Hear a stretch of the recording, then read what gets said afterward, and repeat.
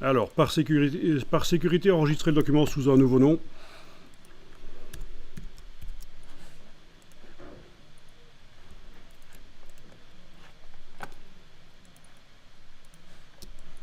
Et faites apparaître la palette aspect, menu fenêtre aspect.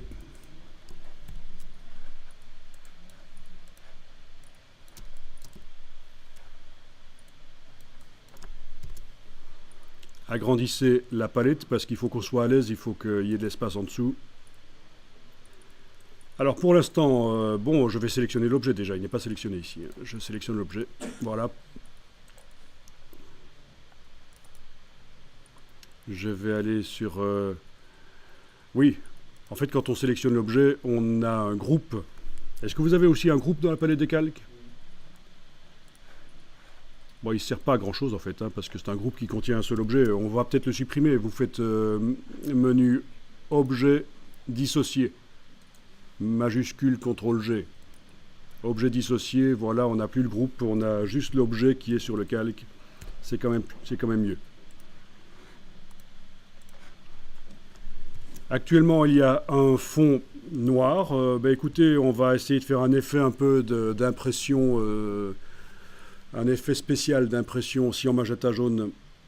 C'est-à-dire, on va commencer par l'encre cyan. Vous allez mettre un fond cyan comme ça.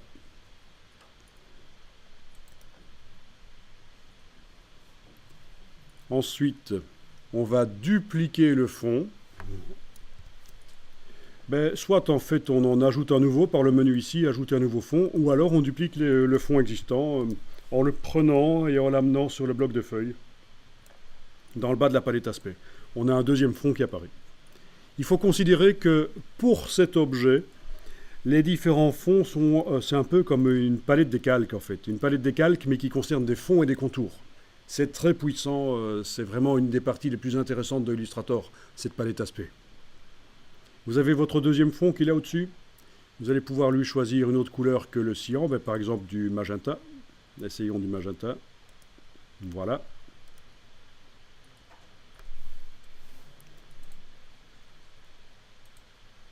Alors, évidemment, le magenta recouvre complètement le fond cyan. Ce qu'on va faire ici, c'est qu'on va décaler le fond. Par rapport au vecteur de l'objet, le fond va être décalé. Et pour ça, il faut que le fond soit comme ici, activé dans la palette aspect. C'est-à-dire que je travaille sur cet objet, il est sélectionné, mais plus précisément, je travaille sur ce fond-là, qui est en surbrillance. Parce que si on clique en dessous, ça veut dire qu'on travaille sur tout l'objet. Sur tous les fonds et les contours qui sont sur l'objet. Mais vous avez la possibilité de préciser, je veux travailler sur ce fond-là. Donc, on dit qu'il est sélectionné, comme ça il est en surbrillance. Et on va lui mettre un effet de décalage, grâce à un effet de transformation en fait. Alors allez-y, menu effet, distorsion et transformation. Transformation. Donc menu effet, distorsion et transformation. Transformation.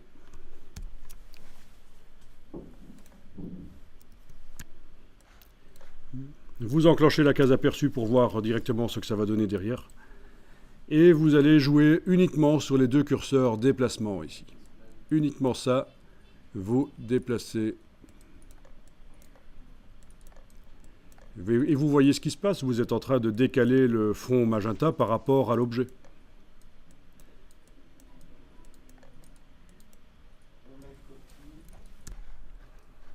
Voilà, vous cliquez sur OK.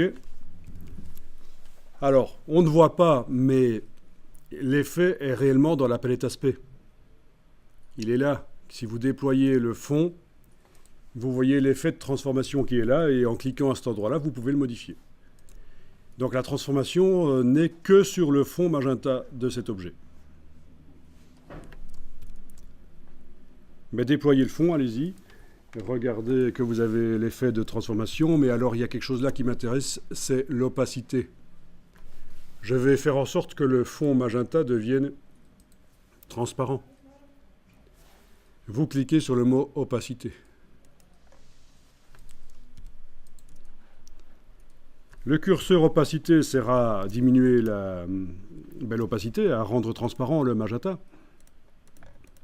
Ah oui, là c'est pas un curseur, il va falloir le faire par ici. Okay. Bon voilà, par exemple 40% de magenta, ben voilà, on voit que le magenta devient du rose pâle. 20%, voilà. Et ça se mélange un peu avec le cyan, mais c'est pas ça qui est intéressant en fait. On va laisser l'opacité à 100%. On va mélanger grâce au mode de fusion. À la place de... Donc vous remettez l'opacité à 100% et le mode de fusion, c'est des calculs entre la couleur du dessus et la couleur du dessous. Par exemple, vous avez produit qui va donner un effet plus intéressant. C'est un peu comme quand on joue avec des marqueurs sur du papier. Si je superpose du magenta à du cyan, ça fait du bleu comme ça. Ah oui, quand vous êtes là dans le panneau opacité, dans le panneau transparence, en fait, ne cliquez pas sur créer masque. Ce serait ennuyeux. Et les seules choses qu'on modifie ici, c'est en fait le mode de fusion. Alors, vous pouvez tester avec la roulette de la souris, on peut tester les autres modes de fusion si vous voulez. Vous positionnez le pointeur au-dessus, là, du nom, du mode de fusion, et vous jouez avec la roulette et vous voyez différents modes de fusion. Vous connaissez ça par Photoshop peut-être déjà.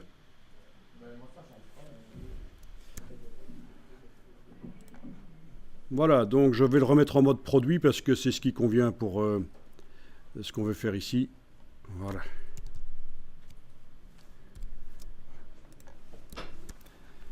Eh bien, on va ajouter une troisième couleur, le jaune, comme ça fera un effet un peu d'impression couleur avec des décalages. Donc, le fond ici, magenta, je vais le dupliquer en l'amenant sur le bloc de feuilles. La copie du dessus, je vais la mettre en jaune. Voilà. À la place de magenta, c'est du jaune. C'est pas évident, il faut s'accrocher parce que c'est vrai que c'est des nouvelles notions. J'ouvre le fond ici. L'opacité est déjà là puisqu'elle était sur le magenta dont j'ai fait la copie. Et alors il y a quelque chose qu'il faut modifier ici, c'est la transformation parce que le fond jaune est au même endroit que le magenta. Donc vous cliquez sur le mot transformation et vous jouez sur les curseurs déplacement avec la case aperçu cochée et voilà, vous avez un effet un peu impression. Ça peut être très sympa.